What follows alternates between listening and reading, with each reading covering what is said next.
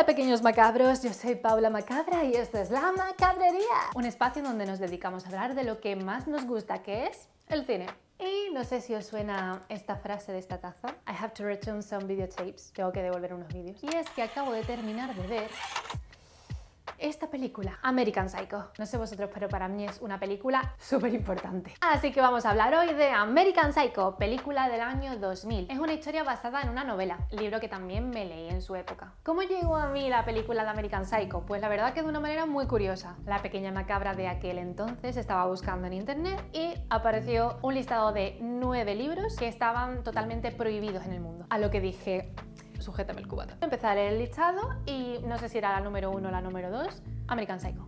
Leí la sinopsis y fue cuestión de nada segundos querer saber un poco más. Indagué bastante para hacerme con el libro, que en aquel entonces me fue muy difícil de encontrar. Me obsesioné totalmente con esta obra, me parecía muy atractiva y también gracias a esta página descubrí que no solamente había un libro, sino también una película del libro. Y fue cuando me enamoré de esta joya. Esta película ha sido muy criticada, ha sido muy odiada. Todavía hay personas que no entienden muy bien el significado e incluso les genera un poco de rechazo la cinta. ¿Era realidad todo lo que estaba ocurriendo o estaba en su cabeza? ¿Realmente era un personaje malo? ¿Esta película lleva algo tras su final tan polémico? Hoy hablaremos de ello. La película empieza con una escena súper ostentosa. De hecho, vemos los títulos iniciales con un montón de juego de carne, sangre, haciendo ahí un poquito de mira lo que va a venir dentro de poco. Y nos centramos directamente en el mundo ostentoso que rodea la vida de Patrick. Sus amigos, el entorno, las drogas. Aquí ya desde el principio podemos observar que Patrick, a diferencia de sus amigos, tiene un poquito de sensibilidad, tiene un discurso un poco humanístico y sacan el nombre de un tal Paul Allen, personaje del que hablaremos luego. Después este grupo de amigos se van a una discoteca, acceden a ella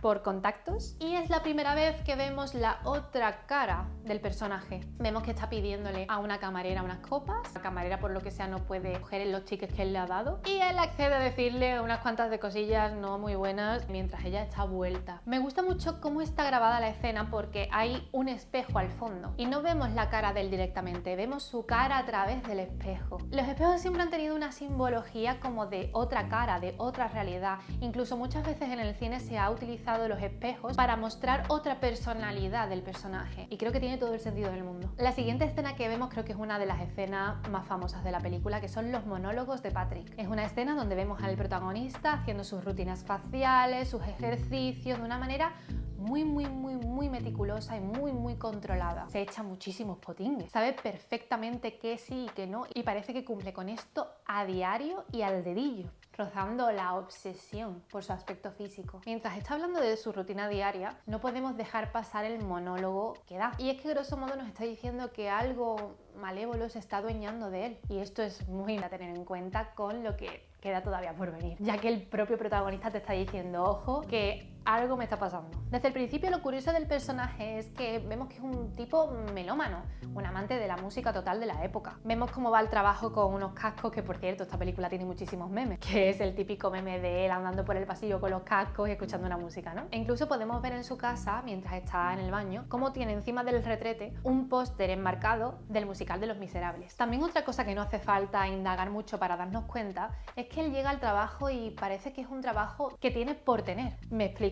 Vemos que no hay ni papeleo, ni ajetreo. Tiene a una secretaria, a la cual trata un poco con condescendencia, la verdad. Y él simplemente llega al trabajo y se pone cómodo y bueno, a echar la tarde. Y otro punto relevante a tener en cuenta del personaje. En la siguiente escena conocemos a Evelyn, su novia, la cual ella tiene ahí un yo estoy hablando de lo mío, y él está totalmente a lo suyo, con cascos, escuchando música, concretamente lo nuevo de Robert Palmer. Adoro. Y es súper interesante porque ella está hablando al aire a quien la escuche sin importarle que su novio claramente no la está escuchando. Está con los cascos delante tuya, es que se la suda. Ella sí, por las buenas, le dice que deberían casarse. A lo que él dice, un momentito, ¿qué ha dicho esta chica? La respuesta de él es peor que la proposición frívola de ella. Le dice básicamente que no puede irse del trabajo así como así.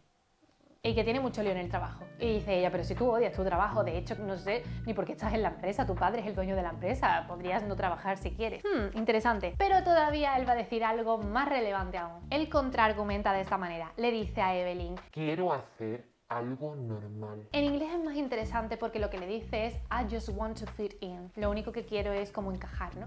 Como que tiene una vida lo suficientemente frívola y sin sentido como para encima dejar de hacer cosas normales de un ser humano como es ir al trabajo, a pesar de que tiene toda su vida resuelta e incluso su padre es el propio dueño de la empresa. En la siguiente escena vemos más frivolidad en el mundo de Patrick. Vemos otra vez ese grupo de amigos en el que también se encuentra su novia y entonces nos comenta como su chica parece que tiene un affair con el que parece su mejor amigo o el colega con el que mejor se lleva de la empresa. Pero lo dice de una manera totalmente frívola, teniendo en cuenta, según dice él, que se está tirando a la mejor amiga de Evelyn, Courtney, una mujer que a la vez es la prometida de otro compañero de la empresa de él.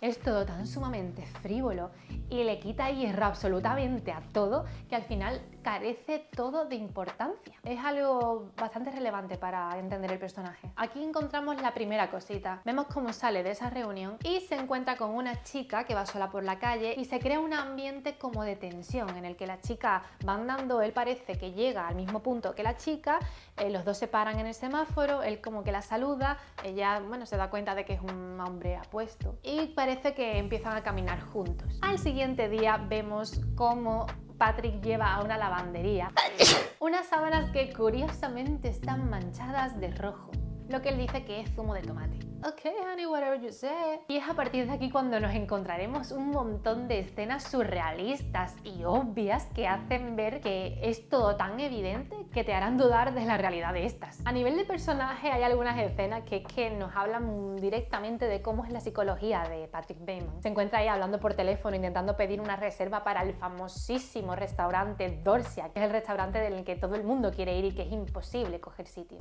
Y está ahí el tío cogiendo la reserva con una escena lésbica puesta de fondo. Ahí a lo bestia además que suena a tope y el tío ahí con toda la tranquilidad del mundo pidiendo una reserva. Es muy gracioso lo del tema del Dorsia porque incluso cuando está intentando hacer la reserva, el propio camarero al que le está pidiendo la reserva se ríe de él cuando le preguntan si tiene sitio. A mí es una cosa que me encanta de las historias dentro de las propias películas, del mundo que se crea dentro de ellas, porque los que hemos visto American Psycho sabemos que el Dorsia es un sitio imposible de reservar por toda esta idea y por toda esta subtrama superficial que se hace sobre el restaurante. Es un restaurante que mencionan 2, 3, 4 veces, probablemente un sitio que no es real, pero ya prácticamente es un personaje más. Y me gusta mucho cuando se hace esto en las películas porque denota que es una película que está bien hecha y con mimo, ya que creo que es un factor de detalle top. Vemos su cita con Courtney, la amante que tiene, la mejor amiga de Evelyn, no nos olvidemos, su novia, y la prometida de un compañero suyo. La cita con Courtney es una cita vacía. Vemos que Courtney tiene unos serios problemas con los antidepresivos. Es una persona que está totalmente dormida,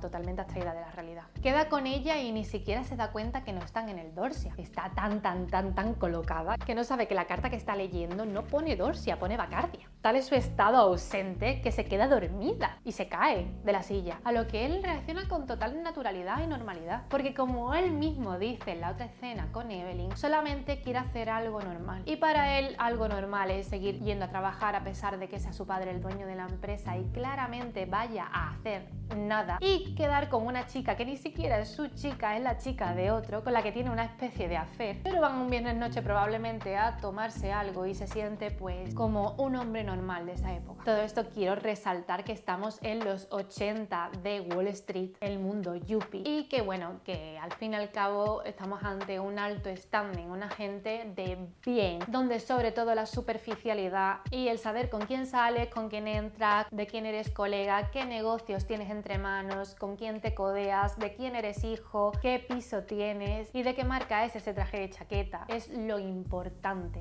en esta trama. Viene la escena de las tarjetas. Yo diría que es la escena más importante de toda la película. Es una escena donde se ejemplifica perfectamente todo lo que estamos hablando de la superficialidad. Empiezan a enseñarse entre ellos las tarjetas de visita de cada uno. Vemos como Patrick está totalmente obsesionado con esto. Se centra perfectamente si la escritura es de tal manera, si el tono de la tarjeta es más tono hueso o es más blanco roto, la textura, si tiene marca de agua. Vemos incluso cómo el personaje empieza a sudar. La interpretación de Christian Bale en esta escena es brutal. Aquí encontramos por primera vez a Paul Allen, el compañero del que en la primera escena hablaban, y está interpretado por nuestro querido Jared Leto. Vemos que es un tío así como muy jocoso, muy seguro de sí mismo. Parece que tiene un negocio entre manos que levanta un poquito de envidia entre los compañeros. A la par vemos que Timothy, el compañero que recordemos está tirándose a la novia de nuestro querido Patrick, es como el compañero que Patrick tiene más como referente. Lo vemos como siempre habla de él con esa especie de admiración, esa especie de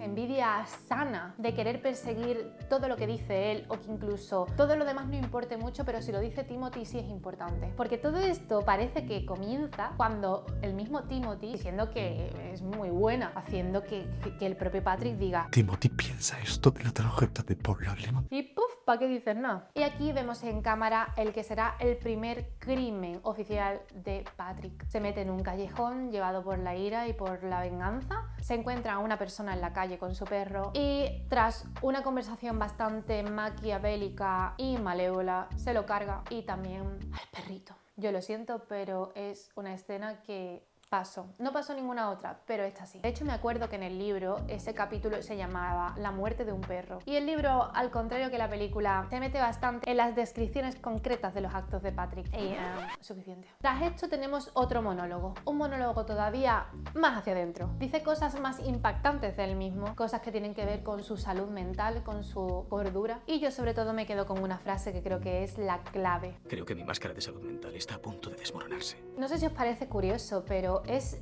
una de las pocas veces que vemos en pantalla un psicópata, una persona que en principio tiene que ser mala porque es el que está haciendo el mal, por supuesto, pero siendo extremadamente introspectivo, dándole a la cabeza, haciendo este tipo de reflexiones en voz alta, dándonos a entender que tiene un mundo interior, como si tuviera una dualidad interna de lo que está bien y lo que debe hacer con sus inquietudes más primitivas. Vemos un autoconocimiento alto y sobre todo vemos también el temor, el miedo de lo que pueda pasar. E insisto, esto no lo vemos en todos los asesinos en serie típicos de película. Por eso el personaje me parece sumamente interesante. La siguiente escena vemos que ¡oh, sorpresa! Queda con Paul Allen. Paul Allen de primeras, tengo que decir, piensa que es otra persona, que es una de las críticas más comunes de la película. Vemos que se van equivocando todos con todos. Ese no es no sé quién, no. Ese es no sé quién de no sé cuánto. Ese no era no sé cuánto, no. Se equivocan incluso con famosos. Piensan que están cenando cerca de Ivana Trump. Tienen una percepción de las personas totalmente irrisoria. Les da igual que sean unos u otros porque para ellos todos son los mismos. Gente en traje de chaqueta con un peinado parecido, que trabajan de lo mismo y que tienen la misma personalidad e inquietudes. De hecho, esto se puede ver en la escena de las tarjetas cuando Paul Allen confunde a Patrick Bateman con otro compañero y el mismo Patrick dice: Es normal que se haya confundido. Compramos en la misma tienda de trajes y nuestro peinado es muy parecido, aunque el mío tiene un toque más moderno. ¿Pero qué le da igual? Cuando llega a la cita de Paul, le dice Paul algo así como: tío, que te has retrasado. A lo que él dice: soy hijo de padres divorciados, dame un respiro. Es una frase que he visto que pasa muy desapercibido, pero que también nos da volumen dentro de la personalidad de Patrick Bateman. Podemos ver cómo ha dejado caer un poco sus orígenes, de lo poquísimo que llegamos a saber de él, y cómo medio broma, medio en serio está diciendo una realidad. Hijo de padres divorciados.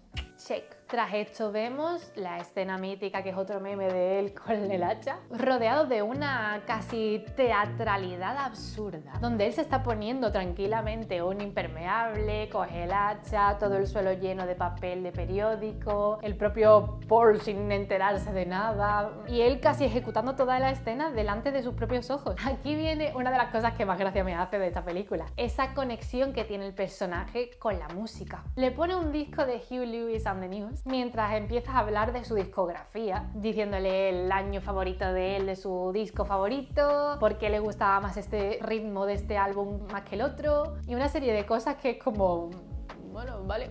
Y a todo esto de repente dice: Paul! ¡pa! Intenta pedir ahora una reserva del Dorsia. Y empieza ahí, pa, pa, pa. Well, es definitivamente la explosión de locura. Esto será un antes y un después en el deseo interno, en esa ira, en esa frustración interna que vemos en nuestro protagonista. Y no será más que el inicio de la pesadilla. Es muy curioso el elemento de la música con la violencia, ya que me recuerda bastante a las escenas de La Naranja Mecánica. Quizás puede ser un guiño hacia este personaje. A partir de aquí todo es un sinfín de acontecimientos que irán dejando ver el desquicie y valle de la locura en el que se irá metiendo e introduciendo más y más nuestro Patrick. De hecho, dentro de esta irrealidad y surrealismo que estamos viviendo en esta película, vemos cómo sale del piso con una bolsa muy grande donde claramente vemos que hay un cuerpo. Va dejando un charco de sangre por todo el hall del piso. Hay incluso un guardia allí en la puerta. Lo mira, ve que tiene un aspecto de hombre respetable y hace como, vale, y siga lo suyo. Aquí podemos ver en esta escena cómo remarcan la importancia del aspecto y de cómo te ve el resto, a pesar de llevar algo sumamente sospechoso. De hecho, tal es así que fuera, cuando pide el taxi, se encuentra con el compañero que está prometido con su amante y lejos de decir ¿qué coño está llevando?,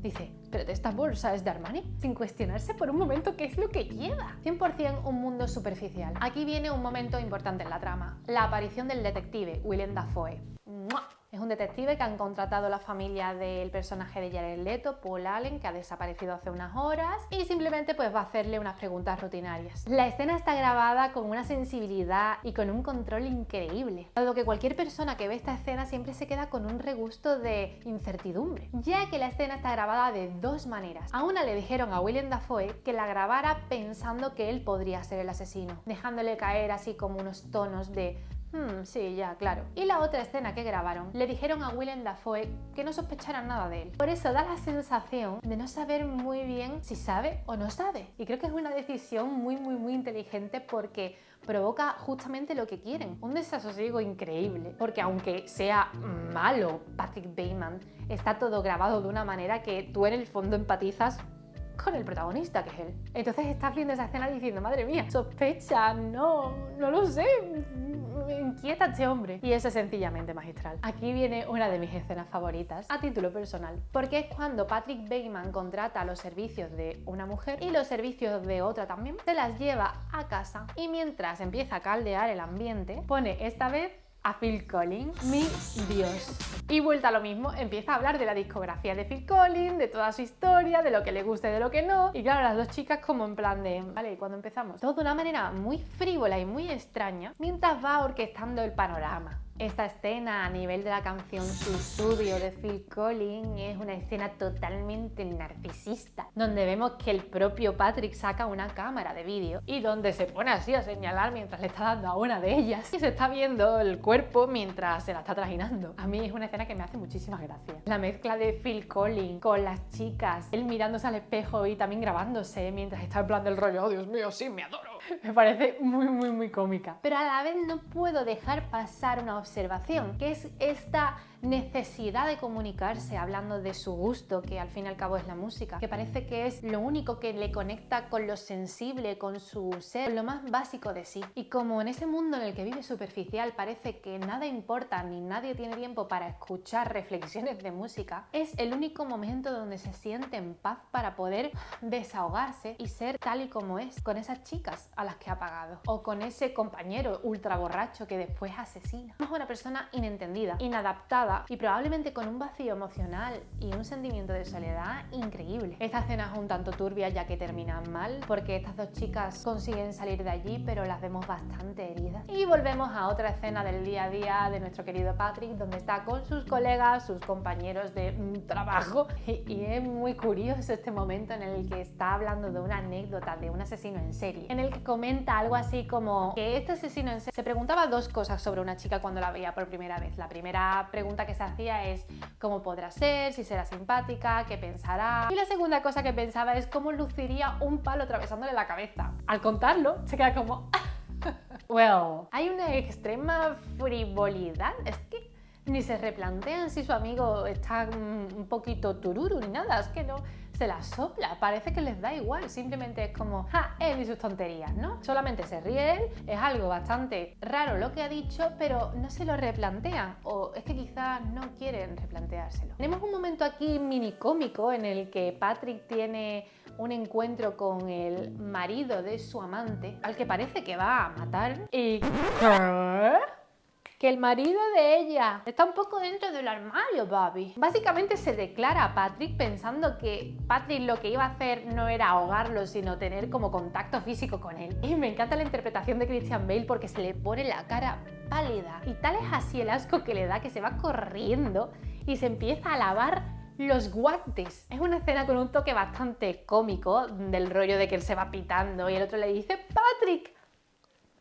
O sea, tiene ahí un factor bastante cómico para lo seria que es la película. Dios mío, me acabo de acordar que el título del capítulo del libro, de esa escena, era algo así como Encuentro en el baño con un maricón. Ya os digo que es que el libro es heavy. Normal que estuviera prohibido. Vemos ya que la tensión se va palpando. La vida de Patrick cada vez está más en peligro. Él a la vez siente más el éxtasis de la adrenalina, de la emoción. Se le va mezclando con una sensación de culpa. Como he dicho antes, el personaje vemos que recapacita y reflexiona bastante. Y vemos como el detective hace otra aparición en la que más bien se está coscando de algo. Ya que de repente le pregunta por su gusto musical y le dice es fan de Huey Lewis and the News, que es el disco que escuchó la noche en la que asesinó a Paul Allen. Es decir, ¿es casualidad? No lo creo. ¿O es que por lo que sea Patrick dejó sin querer ese disco en la casa? A lo que Patrick responde algo como no me gusta la música. Todo se tiñe cada vez de un tono más grisáceo, más apagado. En la siguiente escena vemos como tiene un momento de relación íntima con la que es su amante Courtney. Es todo bastante frívolo. Ella vemos como que intenta acercarse a él. No sabemos muy bien qué es lo que quiere decirle, pero intenta tener un contacto con su amante más allá de un polvo y chao. Intenta indagar en él, pero lo vemos que lo hace torpemente, porque es que Patrick tiene un muro tan grande. ¿Qué harás en Navidad? O algo así le dice, y él dice, no sé cuánto. Yo me iré con Evelyn y tú te casarás con Louis. Y ella es como, sí, es maravilloso, ¿no? Que a él le da igual, porque él se ve que, sobre todo las mujeres, ocurre algo que es como que no se las toma en serio. No sabemos si su madre quizás fue una mala mujer, no sabemos si el aprendizaje de su padre hacia él fue dañino con respecto a la visión de las mujeres, pero en realidad vemos que tras toda esa máscara de las tías solo valen para una cosa, o me importa una mierda, o llego hasta aquí con esta, o te utilizo, o me da simplemente igual, creo que hay un gran temor ahí detrás, a la figura femenina. Y probablemente una necesidad por atravesar ese temor. Pero eso lo veremos pronto. Vemos otra escena de discoteca con los colegas, en este caso se están metiendo ahí unas cositas en el baño, drogas, adicción, superficialidad, amigos que son de todos menos amigos y más fiesta y desenfreno. Vemos que tiene una conversación con una modelo. Esta modelo le dice algo que me parece importante. La chica le dice que ve algo dulce en él. Y creo que es bastante interesante porque quitando la obviedad de todo lo que estamos viendo, Patrick creo que es una persona que quien sabe calarlo y sabe ver más allá de lo que nos deja ver, es una persona inquieta y sensible. Lo vemos sobre todo con su contacto con la música y con sus intereses sobre el mundo. Ha lanzado ya en la película varios comentarios con respecto a los derechos humanos o incluso reflexionando sobre el capitalismo. Es un tío que realmente sabe muy bien lo que es el bien y el mal. Para la desgracia de esta modelo, en la siguiente escena vemos como Patrick está jugando con un mechón rubio. En esta escena vemos como le pide salir de forma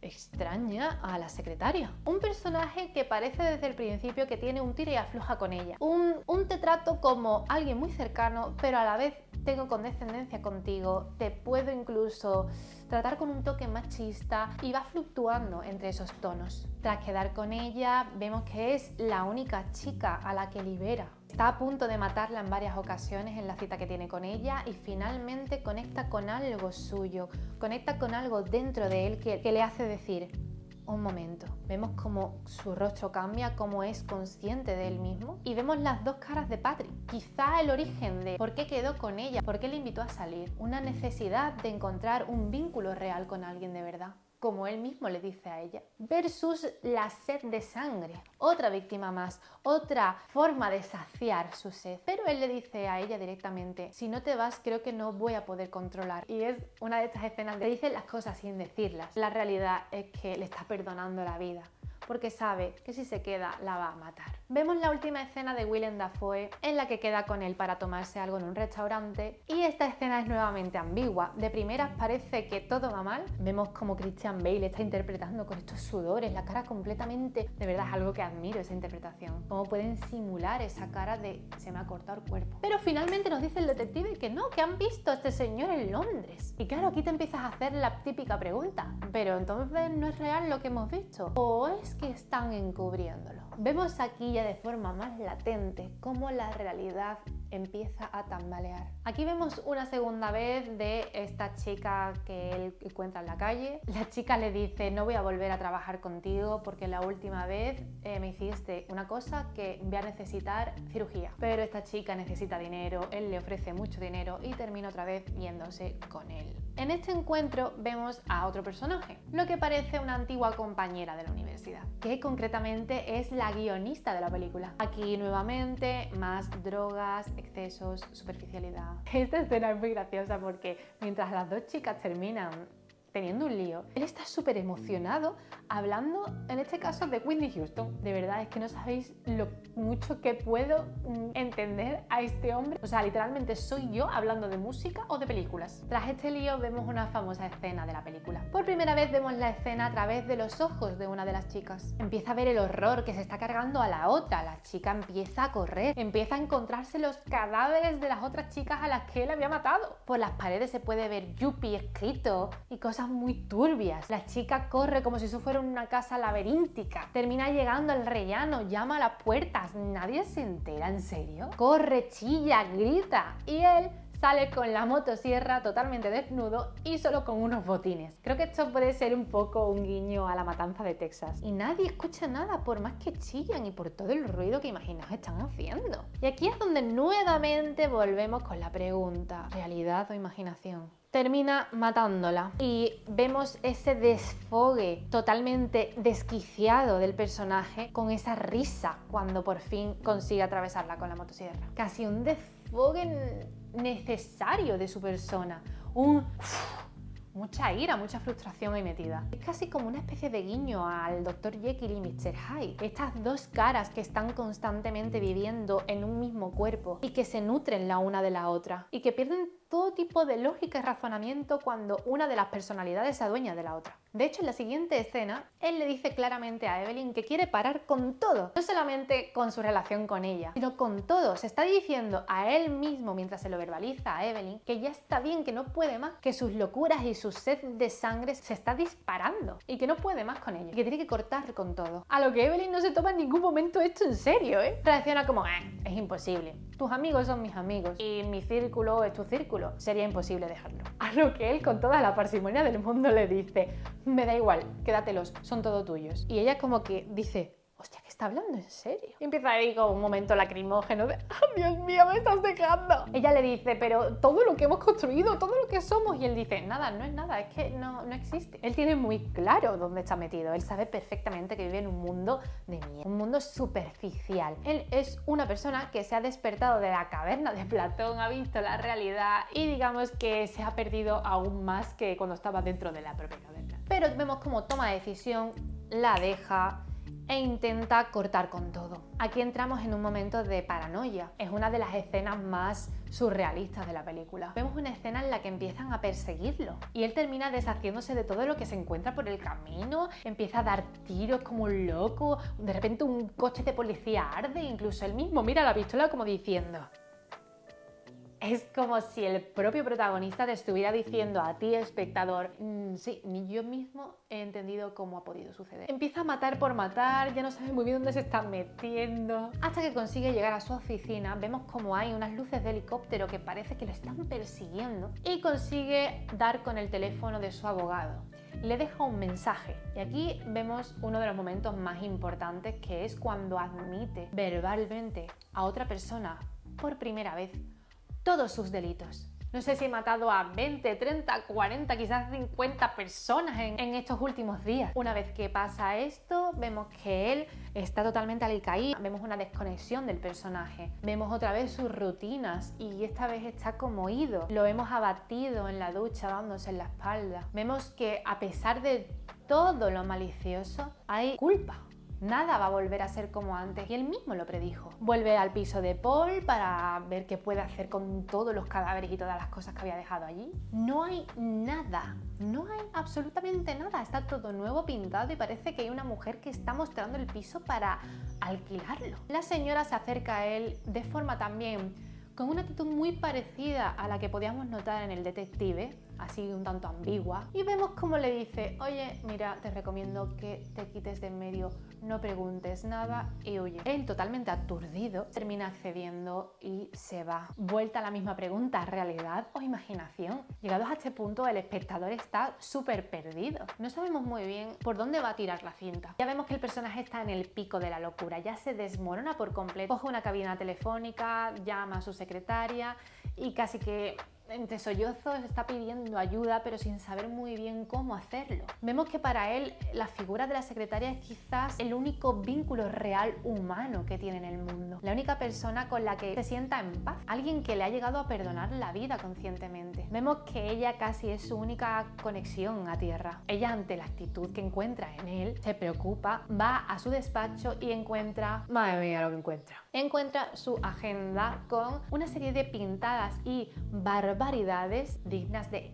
escena de terror. De hecho, en esta escena hay como unos cánticos de niños de fondo. Es muy inquietante. En esta escena también es como que no sabemos muy bien si lo que está reflejando en esas páginas es lo que ha hecho o lo que hemos visto de su imaginación. Porque volvemos a lo mismo, no sabemos todavía si esto es realidad o parte de su imaginación. Estamos ya en la escena final en donde él llega a otra reunión con los colegas, vemos que hay un bar lleno de gente, lleva bastante estresado, muy angustiado, y vemos que dentro está su abogado. Habla con él, ni siquiera de primera sabe el abogado que está hablando con Patrick. Otra vez volvemos a una ambigüedad. Le dice que le había parecido muy graciosa la broma, haciéndole ver como si él no fuera Patrick, fuera otro compañero por el que lo está confundiendo, y Patrick no deja de decirle que es él, que es verdad, que todo lo que le ha dicho es verdad, que hizo todos esos crímenes y que le gustó. El abogado empieza a decirle que no tiene ni puñetera gracia lo que le está diciendo. Que no tiene ni puñetera gracia porque sencillamente él cenó con Paul Allen hace menos de una semana. A lo que Patrick ya se queda totalmente como...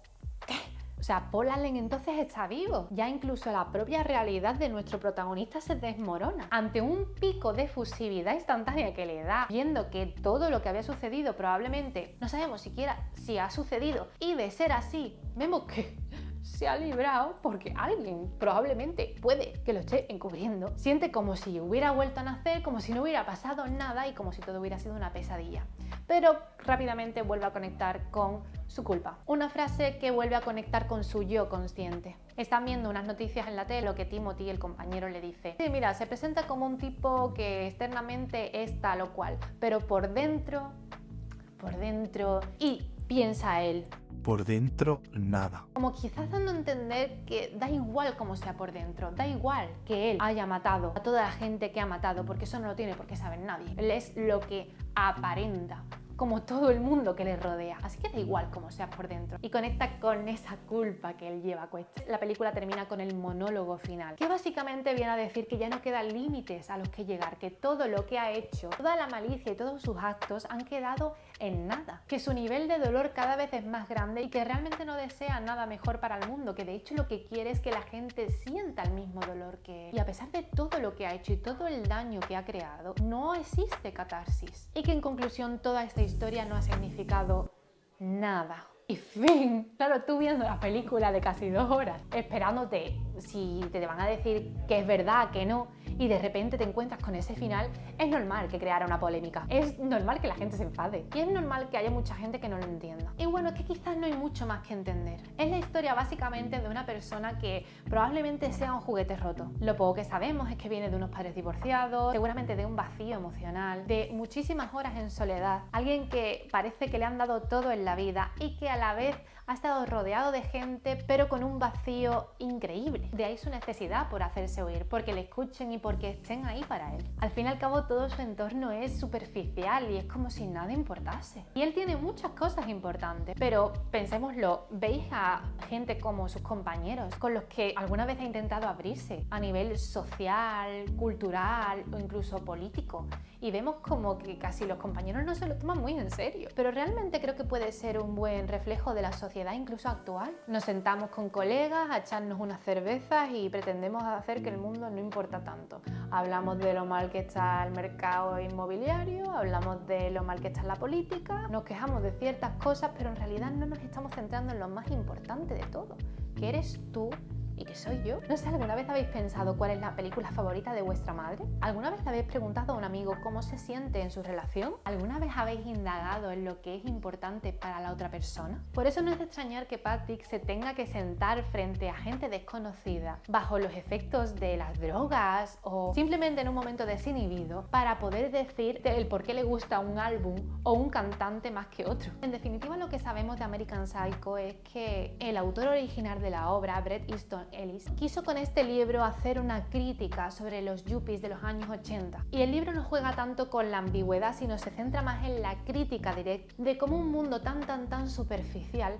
puede llegar a encubrir a una persona para que su propio círculo tampoco se vea afectado. Llegando, como digo, al punto de encubrirlo, de limpiar esos asesinatos. Y ahí está la crítica social. En la película vemos que juegan un poco más con la ambigüedad, más con quédate con lo que tú creas. Y esto precisamente es lo que enfada a los espectadores. Pero yo creo que es un punto muy interesante, dado que es como un juego. Puedes elegir la opción que más te guste. Si me pedís mi opinión, yo creo personalmente, y me gustaría pensar que todo sí ocurrió, porque así de esta manera defenderíamos el punto original del propio creador de la obra, haciendo ver así a American Psycho como una crítica social de una época y de un grupo concreto de personas, que en este caso son los yuppies. Así que para mí personalmente American Psycho es un must. Es una película que todo el mundo debe ver. Creo que es un gran thriller y una película que te hace reflexionar y pensar y no centrarnos tanto en lo obvio, que evidentemente una persona que mata a sangre fría y que tiene esos pensamientos tan arcaicos y tan machistas, obviamente no podemos tolerar eso ni defenderlo, pero eso es la superficie. No hagamos como en la película y no seamos superficiales. Juguemos un poco y entremos dentro de la psicología de la película y demos una oportunidad a analizar más allá al personaje, porque este tipo de personajes que tiene tanta riqueza, es un gusto sentarse frente a ellos y sacarle más allá de lo obvio, que es efectivamente una persona mala que mata. Todos estamos claros en eso. ¿Es malo? Sí. Pero ¿y por qué lo hace? ¿Y desde dónde? ¿Y qué hay más allá de esa psicología malévola que se ve a simple vista? Yo personalmente puedo quitar esa parte, dividir la obra del artista. Y puedo ver más allá, como decía la modelo, veo algo dulce en ti y puedo empatizar con esa parte que nadie escucha de él. Ese juguete roto, ese niño que en su momento necesitó sentirse atendido y que probablemente no lo pudo estar. Y ver la otra cara del personaje y entender todas sus carencias y todas sus preocupaciones que él mismo refleja. Y es algo que valoro mucho de la cinta, todas esas reflexiones, la reflexión directa de un asesino y no la reflexión barata que solemos ver de es que me encanta la sangre y por eso mato. no, sino la culpa. Por eso muchas veces con esta película he llegado a pensar si realmente Patrick Bateman es un psicópata. La psicopatía no entiende de que algo sea bueno o malo, simplemente no tiene ese filtro. Y aquí vemos culpa, vemos introspección y vemos un deseo por cambiar, porque él mismo se llega a entregar. Y bueno, este es el tatuaje de Patrick Bateman. A mí me hace mucha gracia porque la gente siempre piensa que es como un retrato de un abuelo mío del año del catariro. Pero bueno, como digo, queridos macabros, este ha sido mi análisis de American Psycho. Y en cuanto a recomendaciones, esta vez os traigo las dos caras de la verdad. Vamos un poco de thriller a thriller y tiro porque me toca. Tarde o temprano, un hombre con dos caras olvida cuál es la real. ¿Y de qué va esta película? Bueno, esta película es un clásico de los 90, donde vemos como protagonista a dos pedazos de bichos. Uno es Richard Gere y el otro es un jovencísimo Edward Norton. ¿Y de qué va la película? Bueno, pues Richard Gere, por lo pronto, es un abogado de estos muy top, que es un tío bastante ambicioso, que va buscando siempre los grandes casos. Y acabamos de ver cómo el personaje de Edward Norton estaba dentro de una escena criminal donde habían matado horrorosamente a un arzobispo. Y él tiene sangre por todo el cuerpo y se ve que probablemente estaba en la escena del crimen. Pero para la sorpresa de todos, parece ser que este chico es de todo menos un asesino. Está totalmente perdido, no sabe lo que ha pasado. Simplemente parece como si estuviera ausente, no como si hubiera perdido la memoria, como si hubiera tenido un lapsus. Y vemos una actitud totalmente pasiva. El personaje de Richard Gere ve esto como un caramelito y no duda ni un momento en hacerse con el caso y ser él el abogado de este chico. Y bueno, ¿qué os puedo decir? Todo esto está bajo una trama jurídica súper interesante y súper intensa y súper densa, donde iremos encontrándonos con más de una sorpresa al respecto. Y no quiero decir nada más porque creo que es una de esas películas que mientras menos sepas, mejor. Pero desde luego te digo que es increíble y que te la súper recomiendo. Y eso ha sido todo. Si quieres que hable de alguna película en concreto, me lo puedes dejar en comentarios. Si te ha gustado el vídeo y los otros vídeos que he subido, no te olvides de darme like. Y eso ha sido todo, pequeños macabros. Nos vemos muy pronto aquí en la macabrería.